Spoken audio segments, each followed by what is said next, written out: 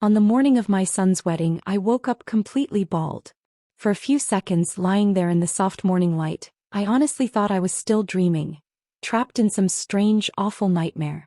I reached up automatically, expecting to run my fingers through the silver waves I'd taken such care of over the years. But instead my hand met nothing but rough, bare stubble. I rushed to the mirror, and what I saw there nearly knocked the breath out of me. 67 years old, and I had never felt so exposed. There were uneven patches of hair still clinging to my scalp, like someone had taken a pair of dull scissors to my head while I was sound asleep. I didn't even recognize the face staring back at me. It looked hollow, stunned, and lifeless. "Jessica," I whispered, my voice cracking. She had done this. My daughter-in-law had sneaked into my room in the middle of the night and chopped off my hair. The shock hit me so hard I doubled over the sink. I'd spent weeks getting ready for this day, my son Daniel's wedding. I'd gone to the salon, gotten my hair colored and styled just right, and started to finally feel like myself again. All that effort, all that hope, destroyed in one cruel act. My hands were shaking when I picked up the phone. "Daniel, I need you to come here right now." "Mom, it's 6 in the morning. The wedding isn't until—" "Your wife cut my hair off," I said, my voice trembling, barely able to speak. There was silence on the other end. When he finally responded, I could already hear that tone in his voice. The same irritated one I'd grown to dread over the last few years. "What are you talking about? She came into my room last night. He cut it all off, Daniel." "I'm bald." Another pause. Then, "Mom, that sounds— Are you sure you didn't have some kind of episode? Maybe you should." "I'm not having an episode," I shouted. My words came out raw and panicked. "Your wife attacked me while I was asleep." He showed up an hour later, with Jessica right behind him. She walked into my house like she owned the place, that same confident stride, her perfectly styled blonde hair shining in the morning light pouring through the kitchen window. "Oh my goodness, Carol," she said, covering her mouth with a hand in mock surprise. "What happened to your hair?" He was good. If I didn't know any better, I might have thought she actually cared. But I held steady. "You know exactly what happened," I told her, trying to keep my voice firm. Her eyes went wide with that rehearsed, fake innocence. "I have no idea what you mean, Daniel. Your mother's accusing me of something terrible." Daniel stood between us, looking completely exasperated. He was 35, with his father's weak chin and my stubborn streak, but absolutely none of the backbone he needed to stand up to the woman he married. "Mom, this is crazy," he said. "Jessica was with me all night. We were at the hotel for the rehearsal dinner, remember? She could have come back after I fell asleep," I said. "You know she could have. Why else would she do this?" His voice turned condescending, just like it always did when he thought I was being difficult. "Why would she do something like that?" I turned to Jessica, trying to catch even the smallest crack in her act. "Because your mother-in-law didn't want me looking better than Winona today." Jessica gasped, hand to her chest like I'd slapped her. "Carol, how could you say something so awful? I would never. You told me last week that Winona was nervous about the photos, that she didn't want to look old next to the groom's side." "I was just making conversation," Jessica cried. Her voice hit that perfect tone of wounded innocence. "I can't believe you'd twist my words like that." Daniel stepped toward her and slipped his arm protectively around her waist. The way he did it sent a chill through me. "Mom, you need to apologize. Right now." "Apologize?" I could barely get the word out. "Daniel, look at me. Really look at me." He glanced at my head just for a second, then looked away. "Maybe you should see a doctor," he said. "Hair loss like this can be caused by stress." It didn't fall out. It was cut. "You're being paranoid, Mom. Honestly, it's embarrassing." That word, embarrassing, hit me like a rock in the gut. My own son was embarrassed by me. Jessica moved closer to him and spoke with that calm, reasonable voice she always used when she wanted to sound caring. "Maybe we should postpone the wedding," she said. "Give Carol time to get some help." "No," I snapped louder than I meant to. "Don't you dare delay this wedding because of what you did to me." "What I allegedly did," she corrected, still smiling sweetly. I stared at my son, searching his face for even a flicker of the boy who used to crawl into bed with me during thunderstorms. "You really believe her over me?" "I believe what makes sense, Mom. And this doesn't." The silence that followed felt like something dying. Standing in my own kitchen, looking at my bald reflection in the side of the toaster, I realized something deep and painful. I wasn't really Daniel's mother anymore. Not in any way that mattered. I was just another problem for him to solve. I need something to cover my head, I said quietly. Jessica's smile lit up like Christmas morning. Oh. I saw the cutest little wig shop downtown. Very affordable. The way Jessica said it, the word hung in the air like an insult. Coming from a woman who spent more on her monthly hair appointments than most families spent on groceries, it stung. As they headed out, Daniel paused at the door. Mom, please, don't cause a scene today. This day isn't about you. I just nodded, not trusting myself to speak. Once the door shut behind them, I sank into my favorite armchair and let the tears fall. Hot, bitter tears that had been building up for the past 3 years. This day wasn't about me. Honestly, no day seemed to be about me anymore. The wig I wore itched like crazy, but it was better than walking in bald. I'd driven to 3 different stores before I found one that didn't look like something from a Halloween aisle. Even then, the synthetic auburn strands felt stiff and unnatural under the soft lighting of the chapel. I sat quietly in the 3rd row, not the first where a groom's mother should be, watching as Winona held court at the front like royalty. Her silver hair had been styled by a pro, her navy blue dress looked like it had been tailored to the inch. She was poised, refined, everything I had hoped to be on my son's wedding day. Doesn't Winona look stunning? The woman next to me whispered. So elegant. I smiled and nodded the way I'd been taught to these past few years. Smile, agree, keep the peace. Never make waves. But the truth was, this moment, the humiliation of it all, had been brewing since the day Daniel got engaged. I just hadn't wanted to see it. I remembered that first dinner when Jessica brought her parents to meet me. I'd spent 2 full days preparing, scrubbing my little house until it gleamed, cooking Daniel's favorite meal from scratch. When they showed up, Winona strolled through my home like she was touring a charity display. How quaint, she said, touching the curtains I'd sewn by hand. It's always lovely when people make do with what they have. Jessica let out this high-chiming laugh that made my skin crawl. Mom, she giggled, not everyone can afford a decorator. And Daniel? He didn't say a word. Just sat there chewing my pot roast while his future in-laws quietly picked apart everything I didn't have. But what they didn't know, what no one knew, was the secret I carried with me every single day. A quiet ember burning in my chest. $2 million. That's what my sister Diane had left me when she passed away 2 years ago. Diane never married, never had kids, and built up a fortune through smart investments and a thriving accounting business. I still remember her voice from that hospital bed whispering, "Promise me you won't tell anyone right away. Watch how they treat you when they think you have nothing. That's how you'll know who really loves you." I kept that promise even when it meant letting Jessica get her little jabs in. Even when Daniel started treating me more like a problem than a parent. And now, sitting there as the wedding march began, I watched my son's face light up as Jessica walked down the aisle. He looked at her like she was the sun and the stars. Just like he used to look at me, back when he was small, when I was still his whole world. After his father died, it was just the 2 of us. Daniel was only 8, heartbroken, angry, confused, and I worked 3 jobs just to keep us going. I'd clean offices at night, take catering gigs on the weekends, and do data entry during the day while he was in school. Every single dollar went toward his future. I signed him up for piano lessons, summer camps, and set up a college fund. And every time I dragged myself into bed at midnight, only to get up 4 hours later and start again, he'd say, "You're the best mom in the world." But somewhere along the way I stopped being the best mom. I became the mom who worked too much. The mom who couldn't buy what the other kids had. The one who showed up to school events still in her work uniform, hair pulled back, hands tired and raw. "She means well," I heard him say once back in high school talking to a friend. "She just doesn't really get how things work." That one hurt.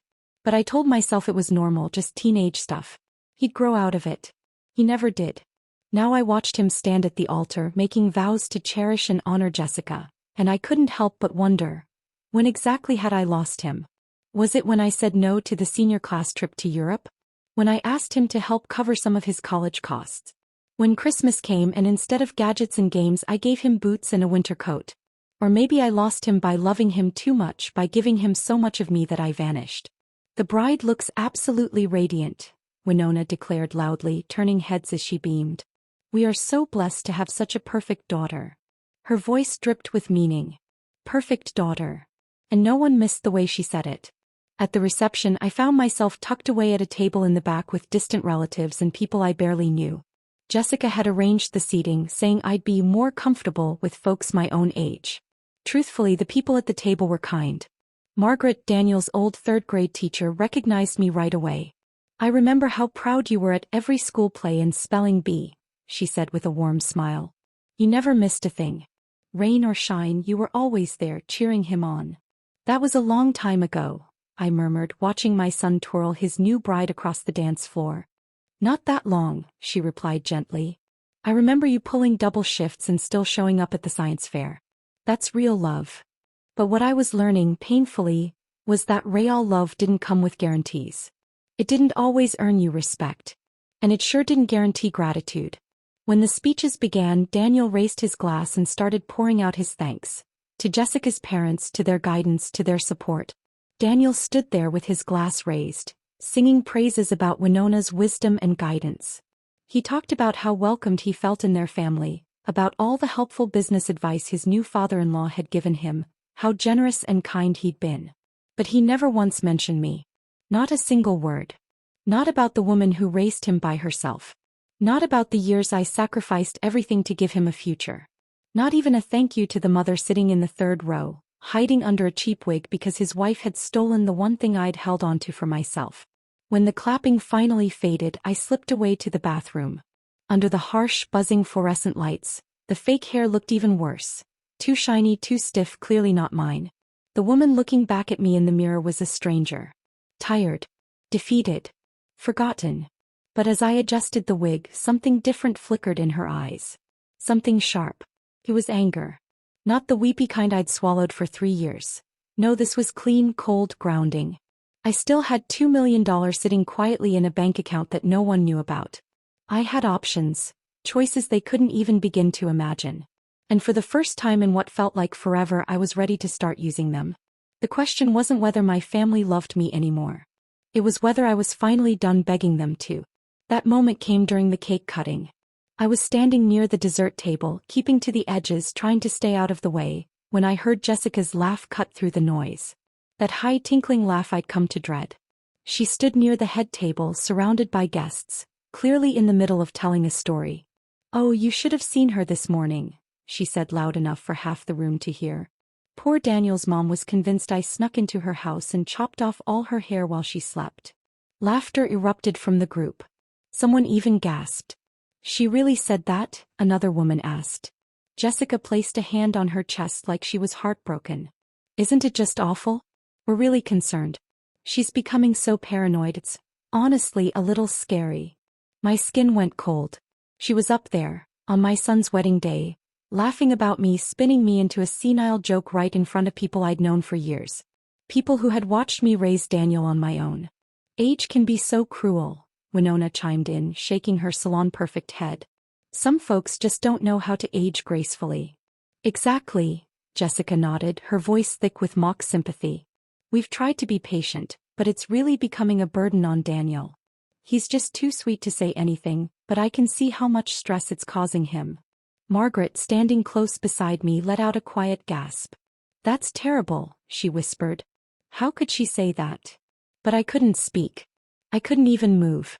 Jessica wasn't just mocking me, she was rewriting my story, twisting it into something pitiful and unrecognizable. She was poisoning my reputation in real time. And Daniel? He was 20 feet away, laughing with his groomsmen, completely unaware that his wife was dismantling his mother's dignity, one lie at a time. Then Jessica lowered her voice to that fake concerned whisper she loved to use when she wanted to sound caring, which somehow made it all carry even further. "We've actually been talking about it," she said. "We think it might be time for Carol to consider assisted living. Somewhere she can get the help she needs." Assisted living. The words felt like a slap. "That's probably for the best," someone chimed in. My aunt went through the same thing. Started forgetting things. Making wild accusations. It's so hard on the family. I couldn't breathe. She was turning me into a case to be managed. A problem to be hidden away. And no one, not a single person, stood up for me. Margaret touched my arm gently. "Carol, honey, are you all right? You look pale." Before I could answer, Jessica's voice rang out again. "Oh. There she is now, Carol. She waved at me with that bright, empty smile she always wore. We were just talking about you.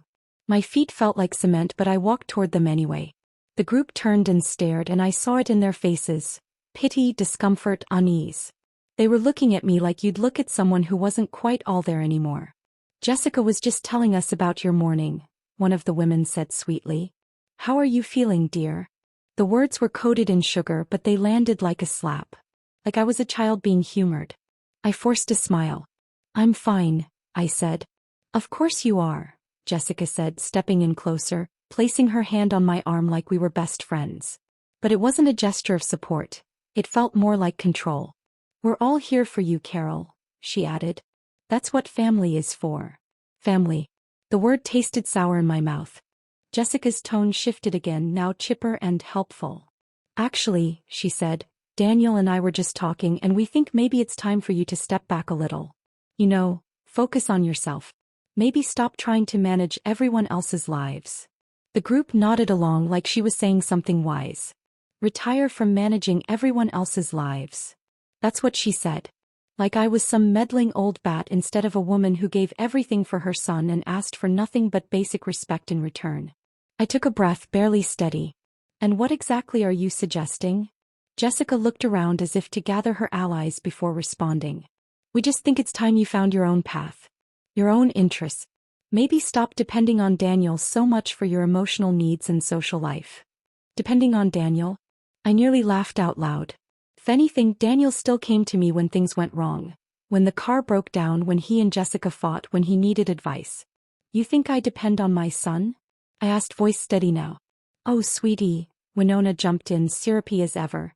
It's so common for widowed mothers to become overly attached to their children. It's not your fault, but it isn't healthy either. Overly attached. That's what they called it now. Loving your son fiercely. Being there. Raising him by yourself. Exactly, Jessica said, warming to it. Daniel needs room to build his own family now. It's just not fair to burden him with all this drama. Burden. That word hit harder than anything else.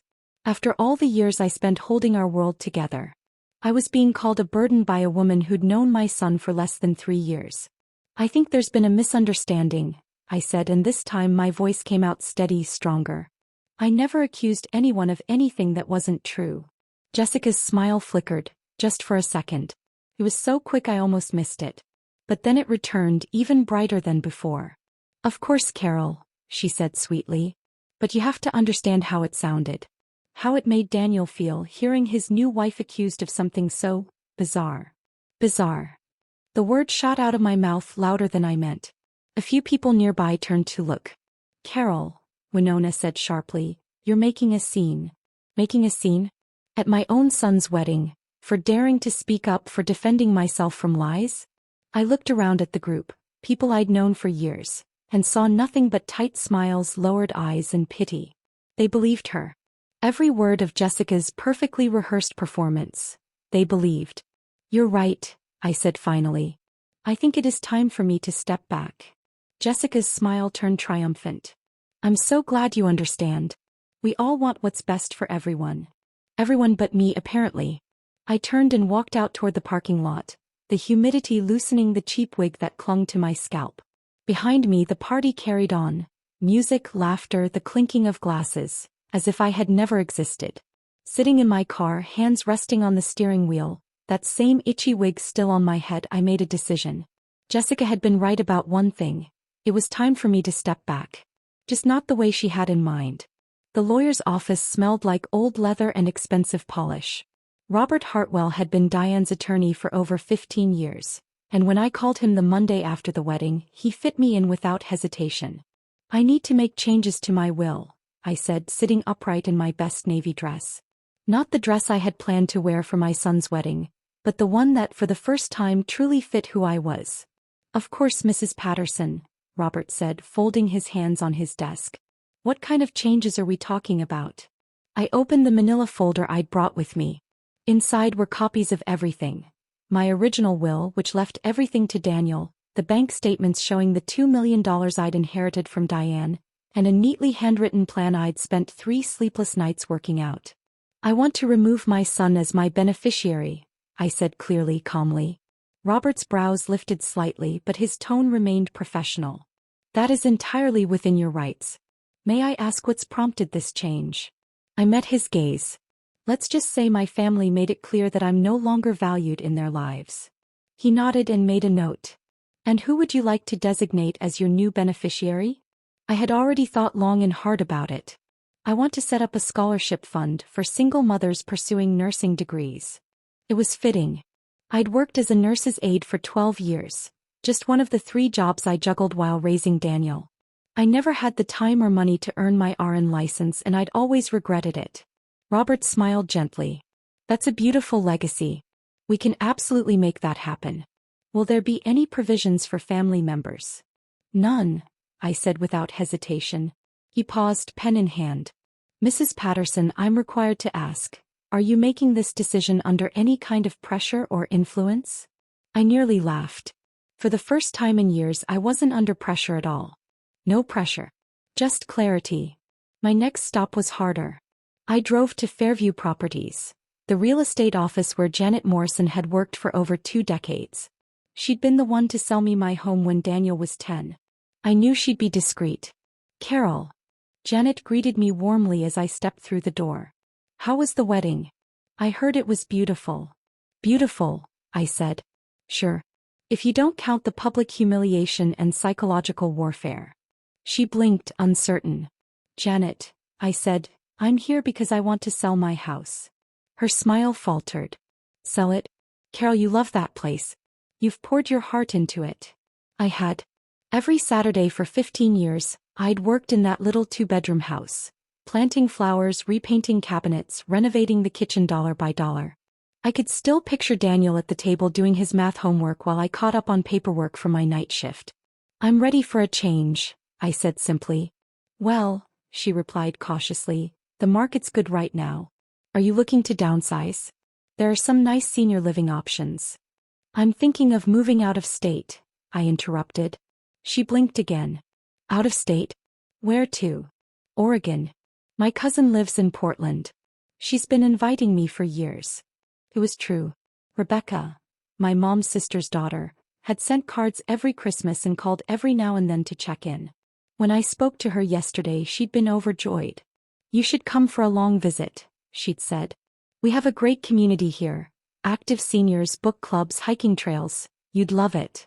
I might be thinking of staying, I told her. Even better, she said. You've got a guest room waiting for you as long as you need it.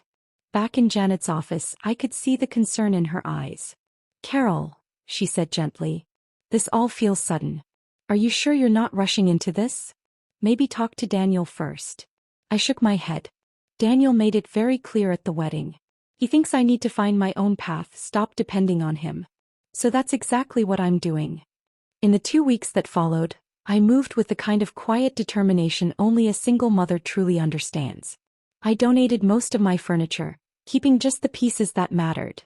My mother's china, Diane's jewelry, the photo albums from Daniel's childhood. I didn't tell anyone. Not Daniel. Not my neighbors. Not even the women in my book club. I just got to work tying up loose ends the way I always had, on my own. The hardest part was the storage unit. I rented a small one across town and filled it with the memories I couldn't bear to part with. Boxes of Daniel's childhood artwork, his report cards, school photos, the Mother's Day cards he made in 2nd grade. One of them, written in purple crayon, said, "You're the best mom ever." 6-year-old handwriting. Big, uneven letters. Still one of the most precious things I own. I love you to the moon and back. That was the last card I packed away. I folded each one carefully, wrapping them in tissue paper just in case. Just in case one day Daniel wanted to remember who I used to be to him. The phone calls started about 2 weeks after the wedding. At first it was just Daniel checking in. His voice had that familiar edge of guilt, like maybe Jessica had made a comment about him ignoring his mother. "Hey Mom. Just wanted to see how you were doing." "I'm fine, sweetheart. How's married life?" "Great. Great. Jessica's amazing. We're really happy." "I'm glad. You two doing anything fun? Getting out at all?" The question hung in the air, heavy with the memory of our last conversation. He was really asking if I was taking Jessica's advice. Was I out there making my own life now? Was I learning not to be such a burden? Actually, yes, I said. I've been quite busy. Oh, good. What kind of stuff? Just taking care of some things I've been putting off. And that wasn't a lie. I had been putting off living for decades. The second call came the day my house hit the market. Janet must have said something to someone because Daniel's voice this time was sharp, confused. Mom, what's going on? Janet Morrison called Jessica and said you're selling the house. I am, I said calmly. I'm making some changes. What kind of changes? You didn't say anything about this. You're right, I didn't, I replied. I'm learning how to make my own decisions without burdening you with the details. There was a pause. Burdening me? Mom, what are you talking about? Jessica made it pretty clear at the wedding that I needed to stop depending on you. To find my own path. That's exactly what I'm doing. I think there's been a misunderstanding. No misunderstanding, I said gently. I heard her loud and clear. And you know what? He's right. It's time for me to live my life. But selling the house. That seems extreme. Where are you going to live? I have options. He went quiet again. Longer this time. Mom, you're worrying me. This doesn't sound like you. And he was right. It didn't sound like the old me. The old me would have asked permission, tiptoed around his comfort, made sure my decisions didn't cause any inconvenience. But the old me also believed that sacrifice would earn respect. That love would be enough. The old me had been wrong. I'm fine, Daniel. Actually, I'm better than fine. I'm excited about this next chapter. Next chapter? Mom, what aren't you telling me? So many things. I wasn't telling him that his wife was manipulative and cruel. That his wedding had been the most humiliating day of my life. That I had more than enough money to vanish forever if I chose to. But instead I said, I'm not telling you anything. Because it's not your job to manage my life. Isn't that what you wanted? He promised we'd talk again soon. But I could hear the confusion in his voice. And I hoped it stuck. I hoped it made him question everything he thought he knew about me. Because the truth was I was just starting to discover who I really was. They showed up on a Thursday morning, 3 weeks after the for sale sign went up. I was in the kitchen, carefully wrapping up my mother's china when I heard the front door open. Daniel still had a key. Of course he did. I'd given it to him when he turned 16, and I'd never thought to take it back, even after it became clear that I no longer had a real place in his life. Mom, he called. We need to talk. My stomach dropped when I heard Jessica's voice follow his. Carol, where are you? I dried my hands on a dish towel and stepped into the living room. They were both standing there, surrounded by boxes, like uninvited guests picking through the remains of someone else's life. Jessica, as always, looked perfectly polished, cream-colored sweater, designer jeans, those boots she constantly flaunted on social media. Hello, Daniel. Jessica, I said, keeping my tone flat. What brings you by? What brings us by? Daniel gestured wildly at the room. Mom, you can't just sell your house and vanish without talking to us. I'm not vanishing, I said. I'm moving. Where? Jessica stepped forward, her voice syrupy sweet in that condescending way that always made my skin crawl. We're just worried about you, Carol. This kind of impulsive behavior. It isn't like you. Impulsive. I raised an eyebrow. I've spent 3 weeks planning every step. I'm moving to Portland. To be closer to my cousin Rebecca. Daniel frowned. Rebecca? I barely remember her. We've kept in touch more than you think. But, why Portland? Jessica asked. It's so far. And with your episodes. There was that word again. Designed to make me sound unstable. I don't have episodes, Jessica. Of course not, she said quickly. I just meant, what happened at the wedding. The accusations. Daniel shifted, uncomfortable. Mom, about that. About what? I cut in. The part where your wife cut off my hair? Or the part where she told your guests I was mentally unwell? Jessica's perfect expression cracked just a little. I never said you were unstable. I was just concerned. You told people I needed assisted living. That's not, she stopped. Took a breath. I think you misunderstood. No, I said quietly. I understood just fine. I turned and picked up a photo from the mantel. Daniel's college graduation. I held it for a second before placing it gently in a box. I understand that you see me as a burden. Something to manage. Something that gets in the way. That's not true, Daniel said, but his voice lacked conviction. Isn't it? I asked, turning toward them. When was the last time you called me just to talk?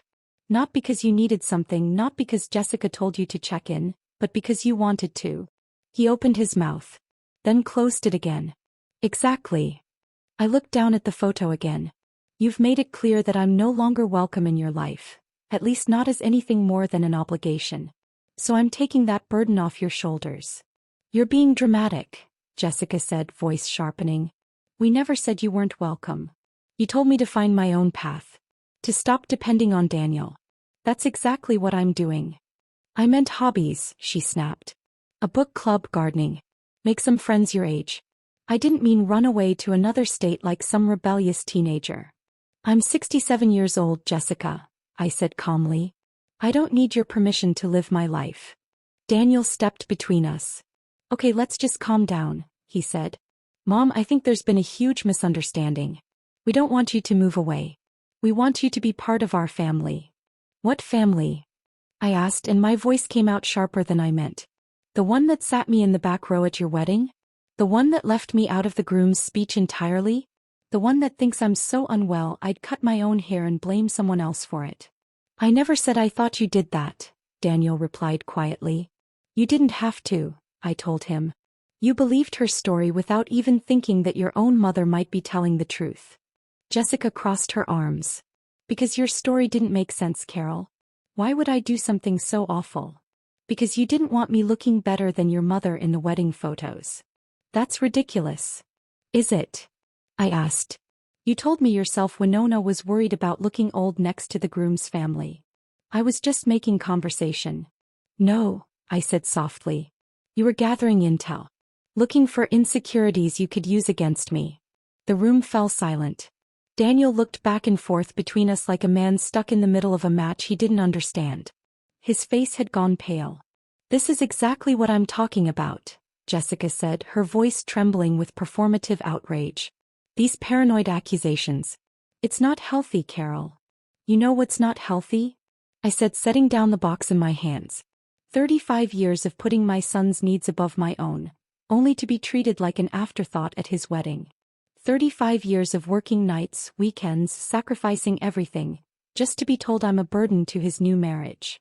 Mom, Daniel said softly. 35 years of love and devotion, I continued, my voice rising, only to find out it doesn't mean a thing next to 3 years of manipulation from a woman who sees me as a threat. I don't see you as a threat, Jessica snapped, but the sharpness in her voice betrayed her. Don't you? I asked. Then why go out of your way to ruin my appearance on your wedding day? Why humiliate me in front of people I've known for decades? Why make sure I was seen as the crazy mother-in-law instead of the woman who raised the man you claim to love? Jessica's polished exterior cracked. Because you are the crazy mother-in-law, she yelled. You're clingy and jealous, and you can't stand that Daniel doesn't need you anymore. And there was the truth laid bare in the middle of my living room. There it is, I said quietly.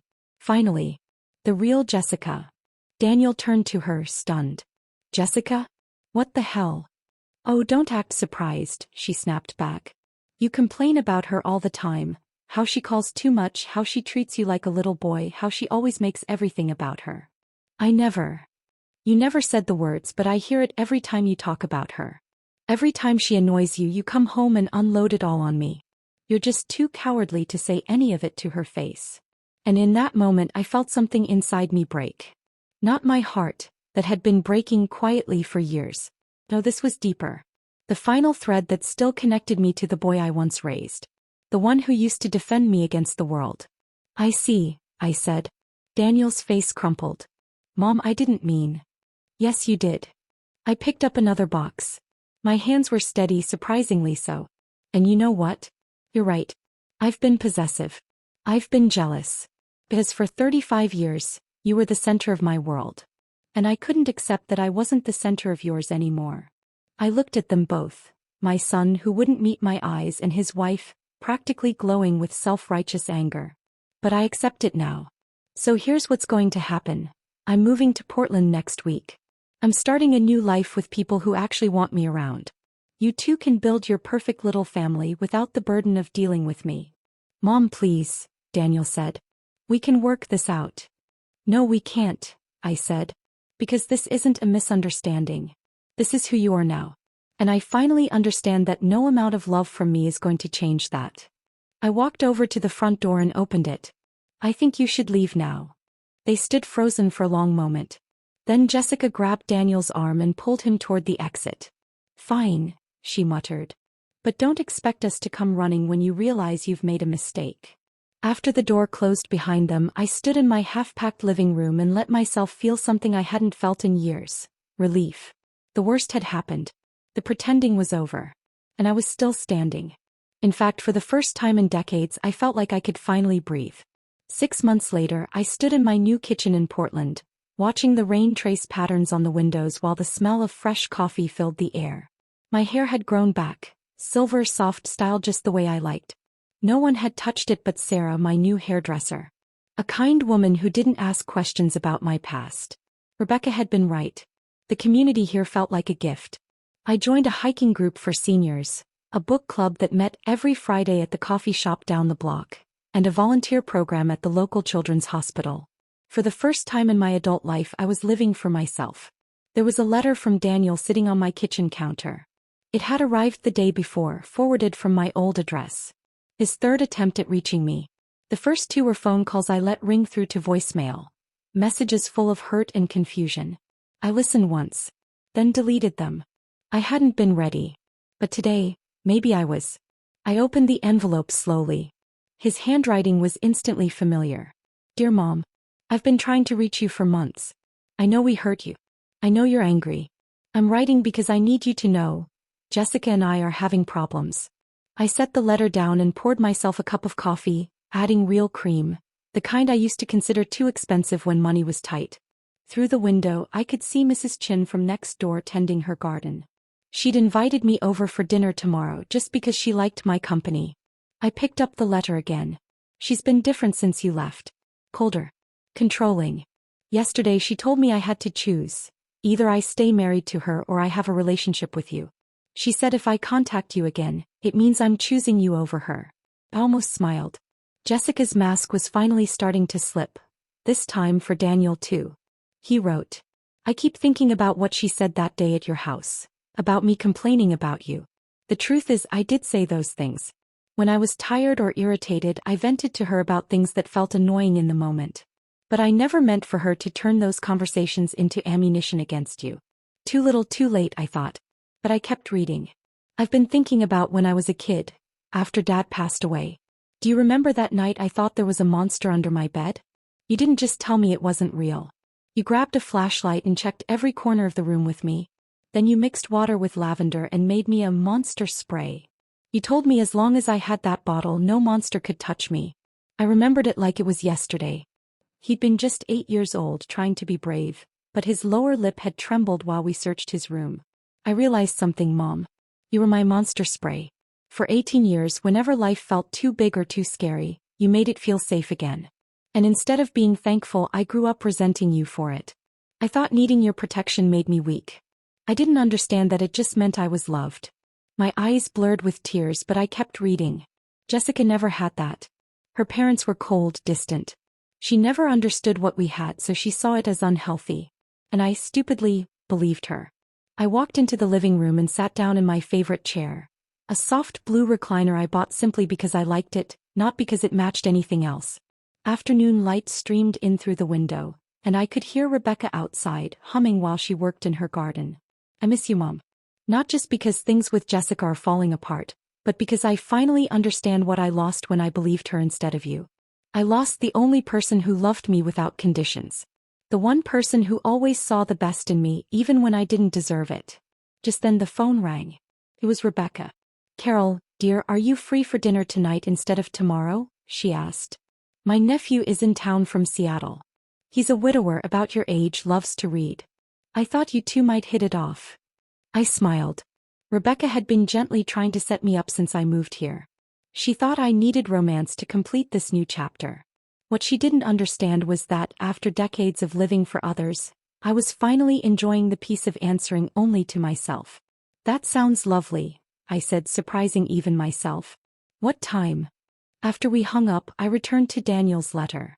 I know I don't deserve it. I know I have no right to ask, but I'm asking anyway. Please forgive me. I can't imagine the rest of my life without my mother. I folded the letter gently and set it aside. Then I walked over to my desk and took out a piece of cream-colored stationery, the kind with my new Portland address embossed at the top. Dear Daniel, thank you for your letter. It means more than you know to hear you acknowledge the hurt and the choices that led us here. I paused, thinking carefully about what I truly wanted to say. I need you to understand something. I didn't leave because I stopped loving you. I left because loving you, under those conditions, was destroying me. For too long I made you the center of my life and disappeared into the background. That wasn't healthy for either of us. The words came easier than I'd expected. I've built a new life here. One filled with friends who appreciate my company, activities that bring me joy, and, for the first time in decades, I'm living for myself. I won't give that up. Not even for you. I considered mentioning the money, the inheritance from Diane that had made this all possible. But some secrets I decided were still worth keeping. If you want to rebuild our relationship, it has to be on new terms. I won't be the mother who sacrifices everything for her child's happiness. I won't be the grandmother who babysits on call or the emergency contact you only remember when life gets hard. Outside, the rain had stopped. The sky was turning golden as the sun dipped behind the trees. But if you want a mother who's found her own strength, a woman who can love you deeply without losing herself, then maybe, just maybe, we can find a way forward. I signed the letter and set it beside my purse to mail the next day. Then I went to get ready for dinner. At the restaurant, I found myself seated across from David, a retired teacher with kind eyes and a warm laugh. He told funny stories about his students, asked thoughtful questions about my move to Portland, and never once made me feel like I owed him an explanation for who I was or why I'd started over. Rebecca tells me you're quite the hiker, he said as we shared dessert. I've been looking for someone brave enough to tackle the harder trails with. Most of my friends think I'm too old for adventure. I'd like that, I said honestly. I'm just learning how brave I actually am. As I walked home that night, the air felt light, like I was floating. The weight of others' expectations, others' needs, others' disappointments, all of it had finally fallen away. When I got back home, my phone buzzed with a new message. For a moment I thought it might be Daniel. But it was from Sarah, one of the women in my hiking group. Trail conditions are perfect tomorrow. Can't wait to see you. I smiled and typed back. Wouldn't miss it for the world. And I meant every word. This world I'd built, this life I finally claimed, I wouldn't miss a single moment of it. Later, as I sat with my tea in that soft blue recliner, looking out at the city lights twinkling through the glass, I thought about Daniel, somewhere across the country, reading the letter I'd sent. Trying, maybe, to understand the woman who had replaced the mother he thought he knew. I hoped he would. I hoped he'd find the strength to build his life on his own terms, not someone else's control. But whether he did or not, I knew I'd be okay. Because for the first time in my life I was enough. For myself. And that, I realized, was the most powerful thing of all.